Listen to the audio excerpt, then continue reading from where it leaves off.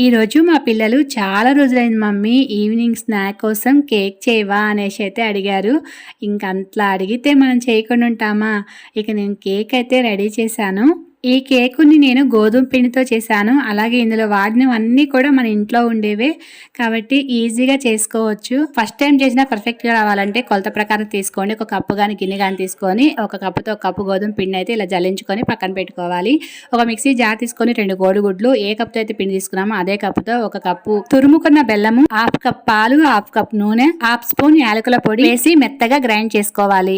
గోధుమ పిండిలో వంట soda 1 spoon, baking soda 1 spoon, half spoon ఉప్పు వేసి మిక్సీ పట్టుకున్న మిశ్రమాన్ని మొత్తం కూడా వేసుకొని పిండిని బాగా కలుపుకోవాలి. ఒక గిన్నెకి నెయ్యి రాసి వీడియోలో చూపిస్తున్నట్టుగా కొద్దిగా పొడి పిండి చల్లి కేక్ బ్యాటర్ గిన్నెలో వేసి వీడియోలో చూపిస్తున్నట్టుగా ముందుగా ఒక గిన్నెను హీట్ చేసి అందులో కేక్ బ్యాటర్ గిన్నె పెట్టేసి పైన మూత పెట్టి బొరవాడిది పెట్టి ఒక 30 మినిట్స్ ఉడికించామంటే కేక్ రెడీ అయిపోతుంది.